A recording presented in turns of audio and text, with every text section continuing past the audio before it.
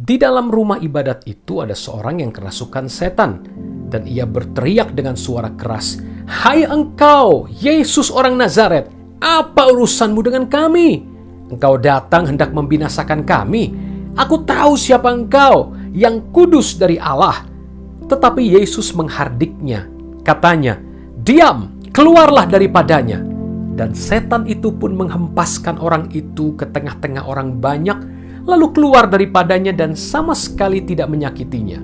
Dan semua orang takjub, lalu berkata seorang kepada yang lain, katanya, "Alangkah hebatnya perkataan ini, sebab dengan penuh wibawa dan kuasa ia memberi perintah kepada roh-roh jahat dan mereka pun keluar."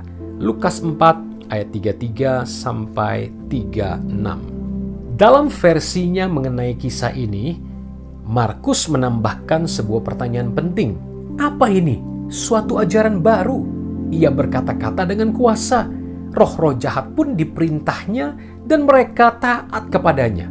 Markus 1 ayat 27. Bagi banyak orang percaya di zaman modern, gagasan menghardik iblis dengan otoritas adalah sebuah ajaran baru, sama seperti di zaman mereka. Itu baru hanya karena tidak dipraktekkan oleh mayoritas orang Kristen hari-hari ini. Melatih mengucapkan perkataan hardikan atau otoritas itu sangat penuh kuasa. Roberta Leslie memiliki sebuah kesaksian tentang otoritas hardikan orang percaya. Bahkan meskipun yang mengucapkannya adalah orang yang baru percaya Yesus. Roberta berusia 17 tahun ketika ia dibaptis Roh Kudus. Baptisannya dibuktikan dengan berkata-kata dalam bahasa roh. Dibaptis roh seringkali suatu pengalaman yang membuat terpesona, sebagaimana yang dialami Roberta. Karena begitu gembiranya dipenuhi Roh Kudus, ia lupa tentang bis terakhir yang pulang menuju rumahnya. Rasa senang karena dipenuhi Roh Kudus begitu meluap, sehingga Roberta tidak keberatan harus berjalan kaki ke rumahnya malam itu. Langkah terakhir pendakiannya adalah bagian dari Bald Knob Mountain, sebuah tanjakan curam menuju rumahnya. Tepat ketika dia mulai mendaki jalan pegunungan itu, sebuah mobil berhenti. Sudah menjadi hal yang biasa bagi orang-orang yang tinggal di gunung untuk menawarkan tumpangan ke orang lain yang sedang berjalan. Roberta mengintip ke dalam mobil dan mengira pengemudi itu adalah tetangganya. Setelah masuk ke mobil, dia menyadari bahwa si pengemudi adalah orang asing. Ketika mereka mendekati rumah, Roberta berkata kepadanya, "Itu rumahku di sana." Tetapi pria itu menolak untuk melambat.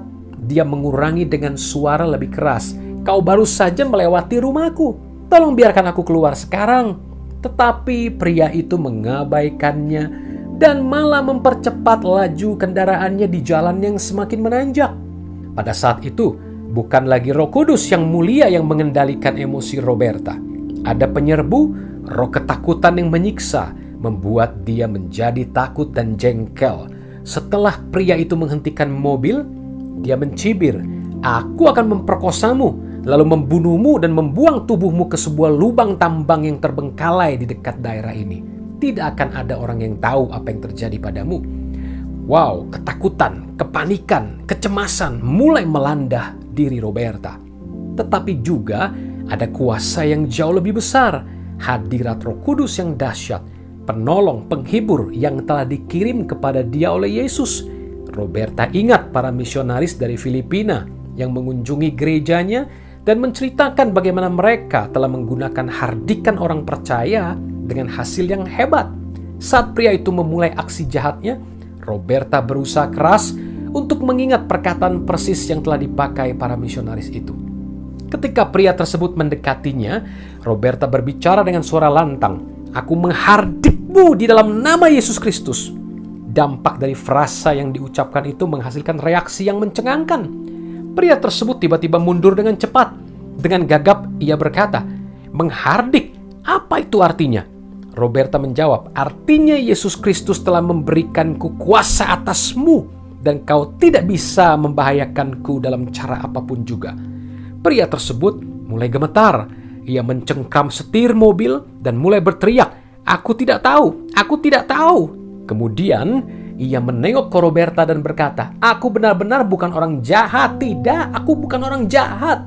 Pastinya ini kedengaran menyedihkan dari seorang pria yang baru saja menyatakan bahwa dia akan memperkosa dan membunuh seorang wanita sebelum melemparkan tubuhnya ke sebuah lubang tambang yang terbengkalai. Pria itu melanjutkan pembelaannya yang lemah. "Aku dulu juga ke gereja." Kemudian pria itu menghidupkan kembali mobilnya, mundur dan kembali menuruni jalan pegunungan. Saat ia menyetir, Roberta dengan cepat menjelaskan kepada dia kasih yang Allah miliki bagi orang berdosa. Ia berhenti di depan rumah Roberta dan membiarkannya keluar di mana ibunya sedang menunggu di depan pintu. Dalam kisah di Lukas 4, Yesus menghardik roh jahat dan roh jahat itu pun keluar. Tetapi tidak ada apapun yang terjadi sampai ia mengucapkan kata-kata hardikan itu. Demikian juga melalui perkataannya, Roberta Leslie menghardik maksud jahat iblis melalui pria jahat itu yang melarang melakukan hal membahayakan kepada wanita ini. Tidak ada apapun yang terjadi sampai Roberta mengucapkan perkataan penuh otoritas itu dan menghardik roh jahat yang telah mempengaruhi pria tersebut. Apa yang perlu Anda hardik dalam hidup Anda? Mungkinkah masalah-masalah Anda, penyakit Anda, berbagai tantangan dan gunung persoalan? Lakukanlah sekarang dengan otoritas Yesus Kristus dan lihatlah hasilnya. Tuhan Yesus memberkati.